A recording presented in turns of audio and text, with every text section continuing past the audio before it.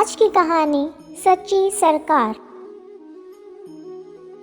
कंधे पर कपड़े का थान लादे और हाट बाजार जाने की तैयारी करते हुए नामदेव जी से पत्नी ने कहा, भगत जी, आज घर में खाने को कुछ भी नहीं है। आटा, नमक, दाल, चावल, गुड़ और शक्कर सब खत्म हो गए हैं। शाम को बाजार से आते हुए घर के लिए राशन का सामान लेते आइएगा। भक्त नामदेव जी ने उत्तर दिया, देखता हूँ जैसी विट्ठल जी की कृपा। अगर कोई अच्छा मूल्य मिला तो निश्चय ही घर में आज धन धान्य आ जाएगा। पत्नी बोली, संत जी, अगर अच्छी कीमत ना भी मिले तब भी इस बुने हुए थान को बेचकर कुछ राशन तो ले आना। घर के बड़े बूढ़े तो भूख बर्दाश्त कर लेंगे, पर बच्चे अभी छोटे हैं, उनके लिए तो कुछ ले ही आना। जैसी मेरे विट्ठल की इच्छा। ऐसा कहकर भक्त नामदेव जी हाट बाजार को चले गए। बाजार में उन्हें किसी ने पुकारा, वाह साईं, कपड़ा तो बड़ा अच्छा बुना है और ठोक भी अच्छी लगाई है। तेरा परिवार बसता रहे। ये फ़कीर ठंड में काँप काँप कर मर जाएगा। दया के घर में आ और रब के नाम पर 2 चादरों का कपड़ा इस फ़कीर की झोली में डाल दे। 2 चादरों में कितना कपड़ा लगेगा फ़कीर जी? नामदेव जी ने पूछा। फ़कीर ने जितना कपड़ा मांगा, इत्तेफाक से भक्त नामदेव जी के थान में कुल कपड़ा उतना ही था और भक्त नामदेव जी ने पूरा थान उस फ़कीर को दान कर दिया। दान करने के बाद जब भक्त नामदेव जी घर लौटने लगे तो उनके सामने प्रियजनों के भूखे चेहरे नज़र आने लगे। फिर पत्नी की कही बात कि घर में खाने की सब सामग्री खत्म है। दाम कम भी मिले तो भी बच्चों के लिए कुछ ले ही आना। अब दाम तो क्या, थान भी दान जा चुका था। भक्त नामदेव जी एकांत में पीपल की छांव में बैठ गए। जैसी मेरे विट्ठल की इच्छा।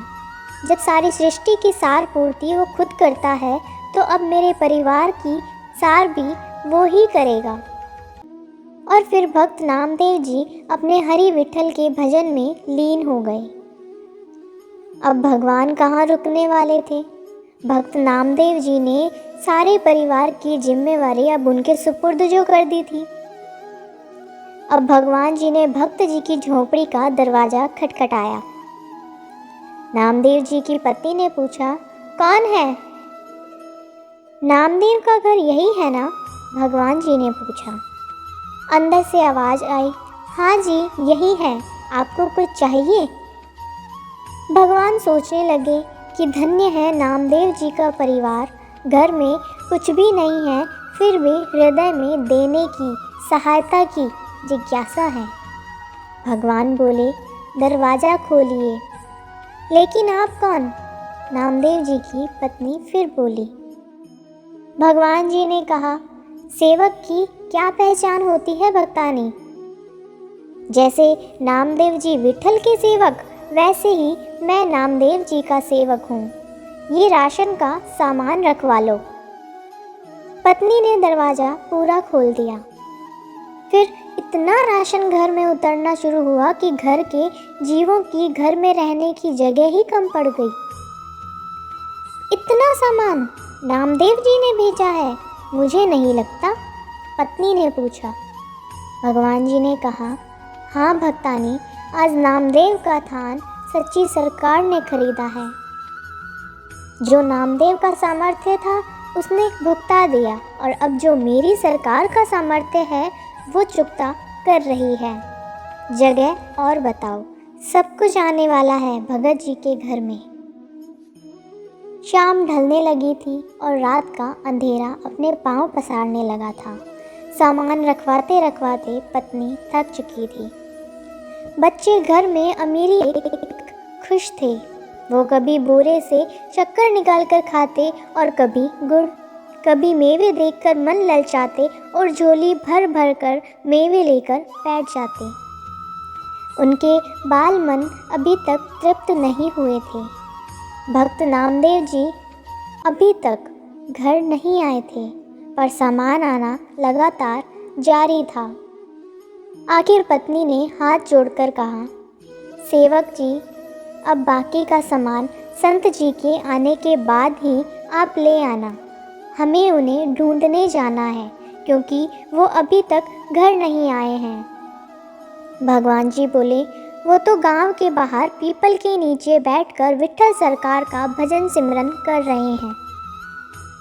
अब परिजन नामदेव जी को देखने गए। सब परिवार वालों को सामने देखकर नामदेव जी सोचने लगे, जरूर ये भूख से बेहाल होकर मुझे ढूंढ रहे हैं। इससे पहले कि संत नामदेव जी कुछ कहते, उनकी पत्नी बोल पड़ी, कुछ पैसे बचा लेने थे। अगर थान अच्छे भाव बिक गया था तो सारा सामान संत जी आज ही खरीद कर घर भेजना था क्या? भक्त नामदेव जी कुछ पल के लिए विस्मित हुए। फिर बच्चों के खिलते चेहरे देखकर उन्हें एहसास हो गया कि ज़रूर मेरे प्रभु ने कोई खेल कर दिया है।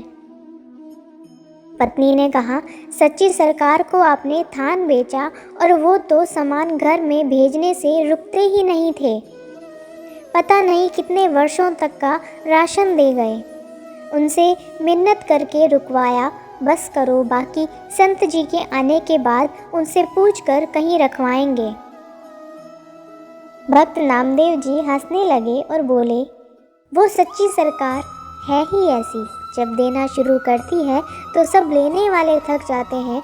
उसकी बख्शीश कभी भी खत्म नहीं होती। वह सच्ची सरकार की तरह सदा कायम रहती है। फिर मिलेंगे दोस्तों एक नई कहानी के साथ।